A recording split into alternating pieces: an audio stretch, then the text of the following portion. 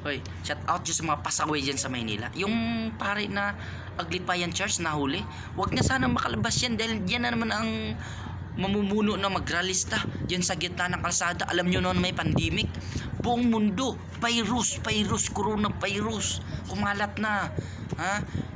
Itim ng budhi mo, para kumparil pa to, paparilin kita, o kaso nga nang hindi. Kapal ng mukha mo, hindi ka nahiya, magrally-rally ka pa. Yung anong gusto nyo, ilagay yun si Noynoy noon, presidente. May nagawa ba? May nagawa ba? Ngayon, tapos ngayon, si Duterte, maraming nagawa at tumulong sa mamayang Pilipino. Nagre-reklamo na naman kayo. Lahat. Porket kayo mga bayaran kayo. May nagprotekta sa inyo ng mga politiko, bayaran kayo ng milyon-milyones para mag-rally dyan at siraan yung Pangulo. Wala kayong laban sa Pangulo. Maraming mga protekta yung Pangulo.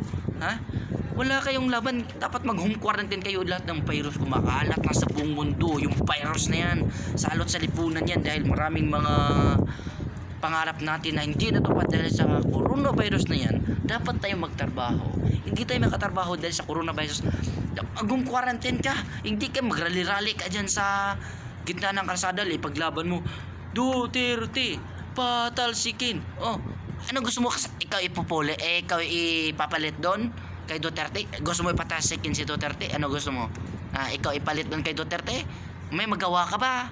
Wala, tumahimik ka na lang. Kung wala kang maigawa doon sa lipunan. Marami pa. Maraming mga nakikita. Sakit sa tenga, sakit sa mata. Pagising mo dito sa Saudi, pagising mo dito sa Facebook. Punyeta, ito nakikita viral sa video. Nagrally dahil ayaw nila doon pamamahala ni Duterte. Langya kayo. Tumahimik na lang kayo. Kung wala kayo may tulong sa bansa natin, tumahimik na lang kayo. Punta kayo dito sa Saudi. Lalapain kayo dito ng langya kayo, wala kayong maitulong sa bansa, tapos ngayon magre-reklamo kayo, binigyan na nga kayo ng ayuda, kaso ngayon yung ayuda kinukurakot din ng mga kapitan. Kaya yun, maraming nagreklamo, pero hindi kasalanan ng presidente yan, kaya ayaw ng presidente na kurakot. Kaya lahat na ng kumukurap sa pera na yan, lahat ng nagbubulsa sa perang ayuda na yan, anong ginawa ni Duterte? Pinapatalsik at kinukulong. Dapat lang mga hinayupa kayo. Nako, gigil ako sa inyo mga